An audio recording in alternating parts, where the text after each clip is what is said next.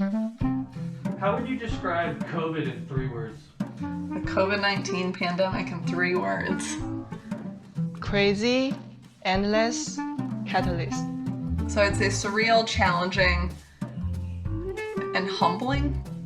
Frustrating and enlightening. Scary. Second one, unpredictable. Fuck this shit. I've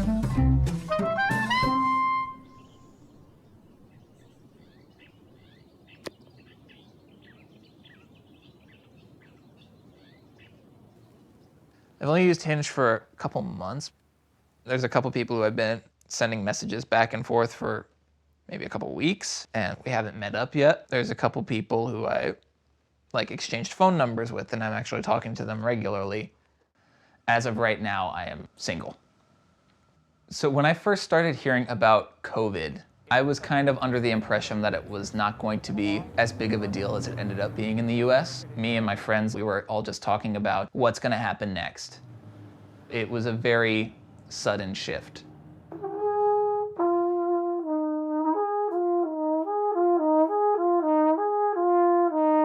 At what point in the relationship do you tell women that you play these instruments? Pretty early on, usually. It's the same as a trumpet, like it plays all the same, but it's just different enough. And if I play it right, and just be like, oh, this is interesting. He's not just a trumpet player, he's a flugelhorn player.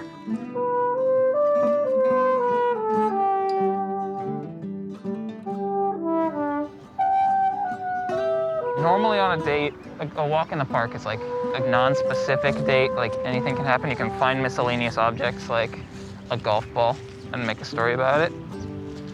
Or you can climb trees. Pre-COVID, this was my ideal date, going out to a park, climbing trees, playing on playgrounds, you know. Just like acting like kids. It was such an awkward experience for me even to look at photos of myself. And of course we have the stock pandemic picture. Who's gonna look at this? I can't be vulnerable on a dating app, right? I can't get to know somebody this way, so I've just gotta be either as goofy as possible, she's Patrick, I'm SpongeBob, or just deadpan, so it's just like, we'll see how this goes. She said, weirdest gift I've given or received, an avocado. And I'm saying, was it at least gift wrapped? I'm obsessed with AOT, Attack on Titan. Not a big anime fan. Not feeling it. See, that way, at least if it doesn't work out, I hope I'm at least making somebody laugh. It felt really weird to answer this prompt honestly, but also creatively so that it shows my personality.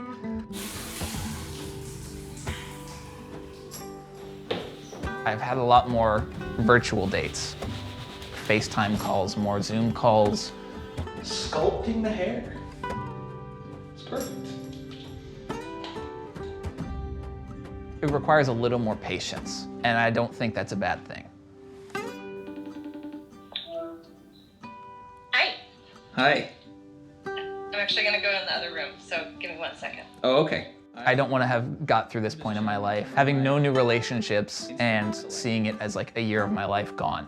Oh, I casually put that up there.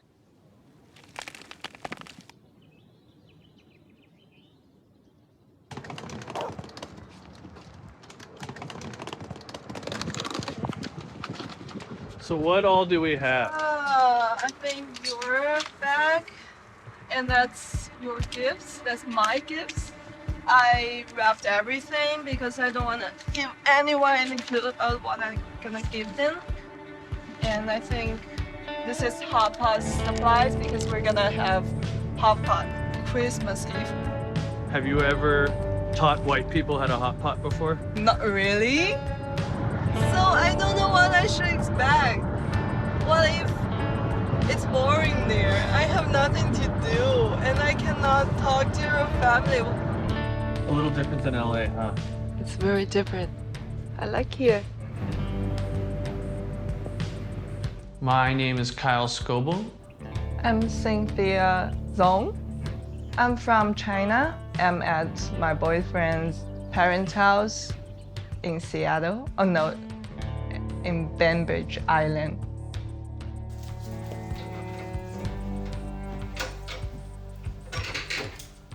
Are you feeling the Christmas spirit, Cynthia? Yeah. What do you think the Christmas spirit is? What do you think it means? Wow. I don't know. You tell me.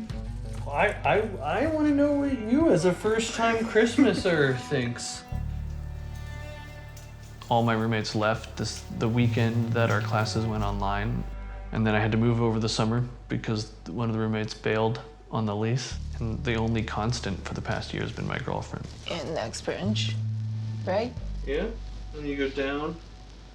What's the next one? The next highest branch that doesn't have lights. It's kind of the way I go. Oh. We first started talking in an editing class. We had an assignment where the professor gave us footage, He only had one small drive, and we happened to sit next to each other that day. and there was something wrong with my boyfriend's laptop, So it failed and we had to stay late. but we were still there trying to figure out that. And then we just kind of started texting, and then I guess technically she asked me to be her boyfriend. After I got out of my last relationship, I said I wasn't gonna start dating until I was done with school. And then I did do that during a pandemic. So we really didn't start hanging out until March, May, and then dating June, July. Quarantine and like COVID has definitely kind of pushed the relationship along. I agree. Without COVID and quarantine, I don't think I would have moved fast enough in the relationship to invite you up to I meet was my surprised family. when you asked me if I wanna go here. Yeah. I'm here with you. I was surprised. I was grateful.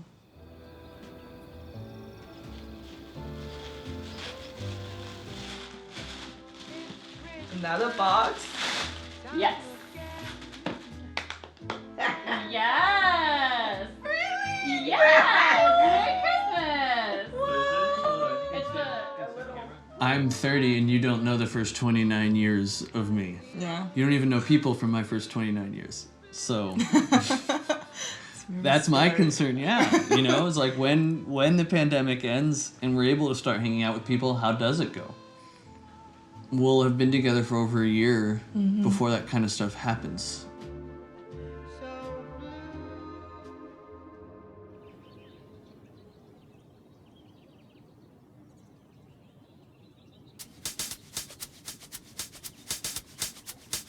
I was driving to work one day and she had stayed over, but she was either going to work or going back to her parents' house. And she texted me, I want to come over tonight, but on the news it says after tonight, like we can't go anywhere. Like it was like March 20, whatever, like the day that we would stay at home, nobody can go and do anything. Should I come over? Is that okay if we're like quarantining together? So I guess I kind of got two first impressions of Hannah because I had my first impression, which was like on Tinder. And I thought from her profile, she seemed like really cool. She had like a cat, which, you know, I love cats. She smoked weed, I smoke weed. She's gay, I'm gay. The first time like I saw her was outside of my apartment building, and I thought she had a really pretty smile. Like I couldn't like look away from her smile, and she smiled a lot that night because she hung out with me for like 6 hours. And she was like absolutely gorgeous, like the easiest person in the world to talk to. I think that's the thing that like hit me the most, is just like so easy to talk to. I didn't know if she was into me or not because she acted like we weren't on a date. Of course, I wanted it to be a date, but I didn't want to like come off as I was like going too fast. We were sitting on my couch and we sat like on complete opposite ends. Like we were like as far away from each other as humanly possible. And the only time we ever really touched each other was when she left and I kissed her, and she said that it surprised her because she didn't think that I was into her either. All of that completely went out the door, like the next day. 2 weeks later, we became girlfriends, and then 2 weeks later, we got engaged. Most of my life, I lived with my parents, and then when I was with my ex, I lived with her parents. And so I never really had that space away from an authority figure, if that makes sense. And so, like, now that we have our own place, I feel like more adult than I've ever felt before. We had like one little tussle the night before we got married, but it was like over like how we were gonna get married rather than like knowing if I wanted to like be with her for the rest of my life. Yeah, she decided last minute that she didn't want to wear a dress. She didn't want us to wear dresses when I had already bought a dress. It's not just that I'm happy. I think what's changed about my life since I met Hannah is it's like the difference between like a salad and a milkshake. Like a salad, it's all its own stuff, but it's all mixed together. But a milkshake, it's like blended. Like you can't see like the milk and the ice cream and the chocolate. Like it's all just one thing. Yeah, and I always had this like thought in my head where like I need to know somebody for a certain amount of years before I can do anything. And I never moved in with any of my ex-girlfriends, so like my lesbian side, this is my first time being like a U-Haul lesbian and moving right in. I'm pretty sure that if you look up lesbians in the dictionary, you'll see our faces. It's us with little like U-Haul hats. Yeah.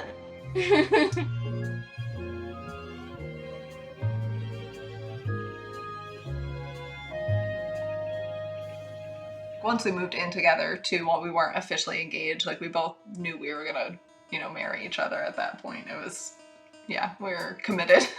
We were originally scheduled to get married on April 25th, 2020, and our wedding was planned to be in San Francisco, and we probably had well over half of our guests flying in from elsewhere. We landed in SFO and took an Uber with our masks on to our new apartment that we had actually never seen or visited. Normally you think of moving home, like a big permanent move home of, I don't know, maybe you have a welcome party with friends and family, and my parents were outside of our apartment, but staying 12 feet away with masks on, and we did like a very strict quarantine for 2 weeks after we arrived here. You arrive somewhere and it's super exciting, but you also can't hug your family who you haven't seen throughout this pandemic. The difference between the start of March to the end of March was it just rapidly accelerated like wildfire.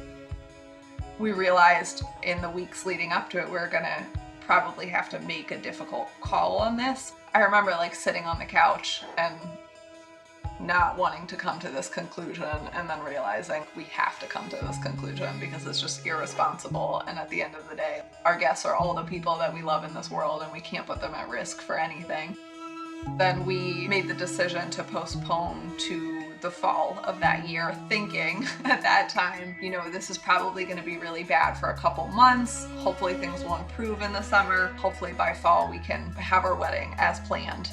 Give it a few more weeks, and we realized clearly things just were not getting to a place where we were going to be in any semblance of normalcy in the US. I feel like after all of that planning and replanning and rescheduling, and then we ended up having a very intimate and tiny wedding with just our immediate families there. That day, I can say hands down, was 100% the best day of our life. It went flawlessly. It was so beautiful. The weather was perfect. In that moment that day, I was like, I don't even know why we wanted a big wedding. This is everything I ever wanted. In that moment, all the worries of a wedding just seemed so frivolous, because it's like, get to walk down the aisles with this guy.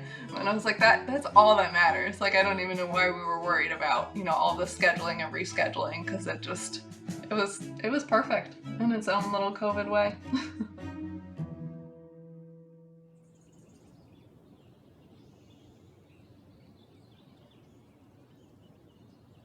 One of the prompts I had put, we'll get along if you can be goofy, yet still find time to discuss the latest book you read or podcast you listened to. And so he says, this is perfect. I need someone to help me workshop my story ideas while I'm working on my master's in creative writing. I respond with, yes, I can totally be your sounding board, and I'll try not sounding bored. I told myself I should go on 3 dates a year. If I want to meet someone and start a family, then, I should really put myself out there. With that photo, like, my hair is a mess. All of my friends were really excited. I described him as someone who got my sense of humor. Hi. Hi. Okay, I'm actually gonna go in the other room, so give me 1 second. Oh, okay. Okay. I'm just chilling in front of my instrument collection. Oh, casually put that up there. I had to flex, Yeah, just a little bit. Instruments right under my skateboards, because I'm a bad boy with a heart of gold. If we were gonna go out on a proper date, go out for a meal, this might be what you would look across the table at. You unfortunately have to deal with this, so I don't know if that's gonna work for you. I like what I see. Me too. I'm looking forward to get to know you more. For sure. I'm looking forward to it.